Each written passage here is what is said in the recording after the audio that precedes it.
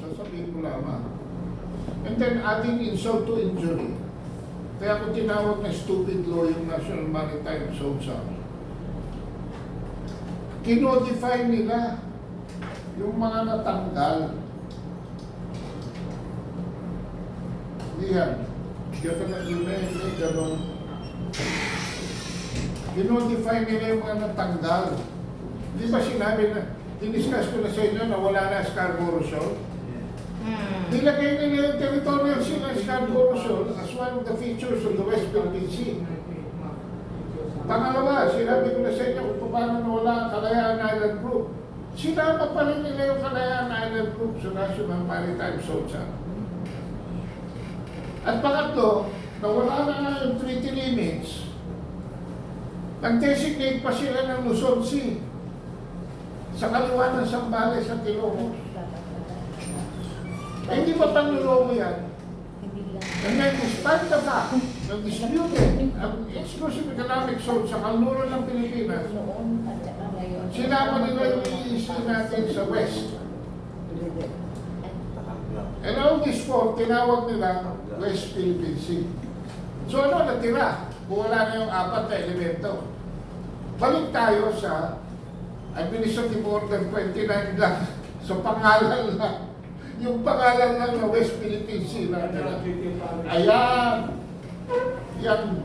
Yan green na yan. Ang treaty limits.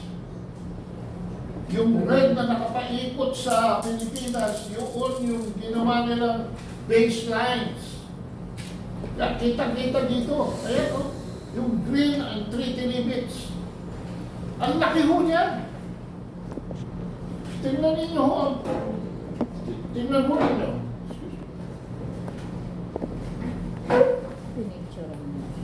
Tingnan mo ninyo ang diferensya o. Mula dito sa kaliwa hanggang doon sa baselines. Nawala ho yan. Nawala yan. Yan ho yung tinatawag nilang Luzon Sea. Nawala.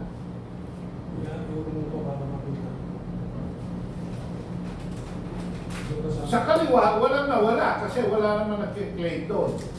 Di ba? Pero effectively, nabawasan din. Doon sa kaliwa, meron tayong exclusive economic zone, undisputed. Brenham rice, Philippine rice. Pero lahat ho na nandito sa kaliwa ng Pilipinas, disputed ho yan. No? Ito, by virtue of the 1930 Convention Treaty declaring the boundary between Luzon, between the Philippines and North Borneo. Yung pong Treaty of Washington, yung mga isla-isla dito, na maliliit sa Cagayan, including Sulu, Sibuto, at yung Cagayan de Sulu. Ito yun, 1930. Sinama. And then yung kabuuan na mas malaki, Treaty of Paris, 1898. Treaty of Paris, $20 million. Treaty of Washington, $100,000. Pero pagka si Carpio tinanong nyo, atin daw yung Scarborough Shoal na nandito ayan sa labas o. Dahil kasama daw yun sa Treaty of Washington. Aba, pagka ganyan ho ng mga abogado, siguro, dito ho yun. Kasi ang word na ginamit ng Treaty of Washington, particularly the Sulu Archipelago, Cagayan de Sulu, Mabon, and Sibuto. Specified eh. Bakit mas, wala pa Scarborough Shoal po. Particularly. So yun ho yun. Yung mga isla doon, dinagdag. At saka 100,000 pesos, dollars lang yun. Pero ito, malaki. $20 million so yan. Pinili ng US mula sa Spain. Kinodify nila yan. 95-22. Question ni Francis Handelesa at mga sina Alan Padilla, nina Harry Roque, noong 2009 sa Supreme Court, pinagtibay ng Supreme Court as not being unconstitutional. Punente, Antonio Carpio.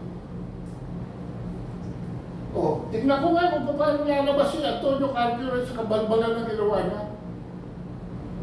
Humarap siya sa inyo. Explain niya kung bakit. Pinunente niya na ganun. Hindi ba, ano yan? Betrayal?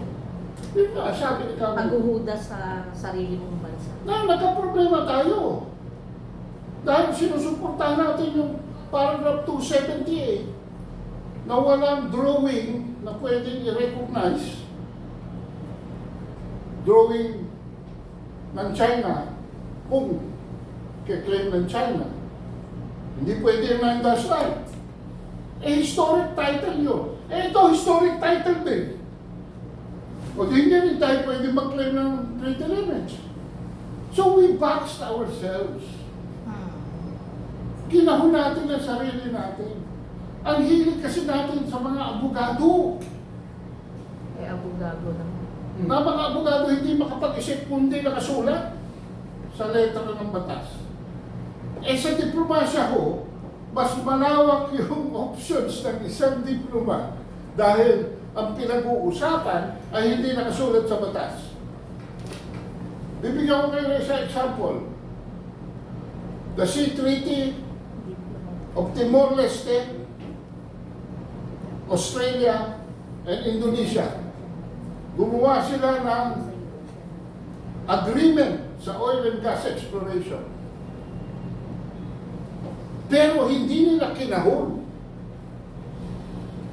The three countries made a treaty above their own individual sovereignties.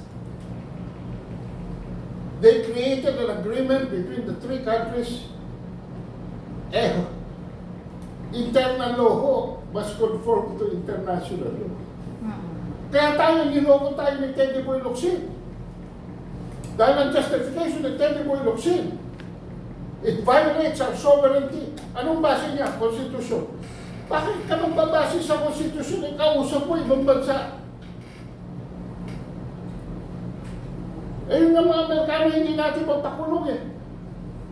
Dahil ayaw ng mga Amerikano sumunod sa ating bansa eh. Baka may problema ang mga American soldiers, di ba?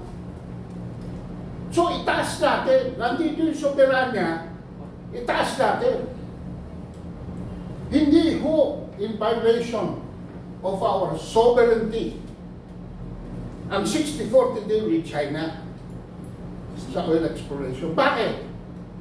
Because wala tayong sovereignty sa Red Bank. It is a low-tide elevation. It is not subject to sovereignty claim. If ever we have something, it is a disputed exclusive economic zone. Sovereign rights lang. And that clarification was done by Admiral Joel Garcia. Na dapat pinagsabi kay Teddy Boy Locsin, mali ang argumento mo, Amboy. Bakit? Wala tayong sovereignty sa riba. Sovereign rights lang. So, itataas natin sa level. Two sovereign countries talking, forming a single treaty to run the 60-40 business of oil and gas. Thank you.